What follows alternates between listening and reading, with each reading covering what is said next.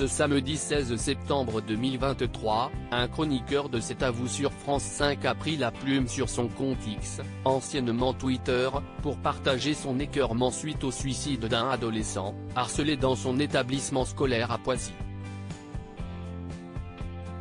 Le drame est survenu au lendemain de la rentrée des classes 2023, début septembre.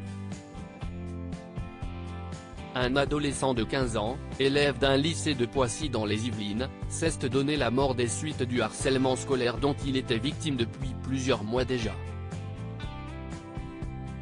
Une situation qu'avaient dénoncé les parents du jeune Nicolas auprès de l'établissement un peu plus tôt dans l'année, avant de recevoir une lettre de la part du rectorat de Versailles envoyée mi-avril. Ce courrier, reçu 5 mois avant la mort de leur fils, pointait du doigt les parents et leurs propos et comportements inacceptables envers des membres de l'éducation nationale. Depuis que cette information est parue dans les médias, la classe politique réagit vivement. Elisabeth Borne, Première ministre, juge ainsi ce courrier choquant, propos rapportés par nos confrères du Huffington Post. Et si est justement suite à cet article qu'un chroniqueur de C'est à vous sur France 5, remonté et écœuré, a publié un message sur son compte X, anciennement Twitter, Pierre Lescure. Si est bien. Mais, commence celui qui sera à la tête de Beaux Gestes, émission culturelle de retour sur France 2 ce vendredi 22 septembre.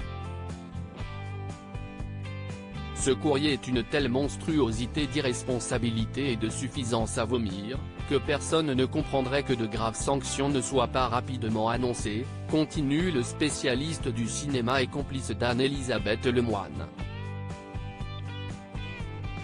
Et de lancer un appel du pied au gouvernement, ce serait un minimum. Et plus efficace que toutes les annonces ronflantes. Marre de la com, accompagné d'un emoji en forme de cœur.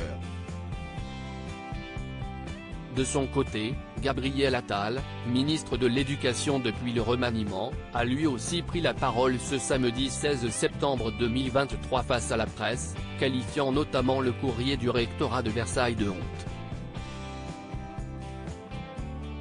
Vous le savez, j'ai déclenché, dès le lendemain du drame, une enquête administrative, a-t-il expliqué, avant de rappeler sa priorité à défendre à tout prix la protection de nos élèves et de nos enfants.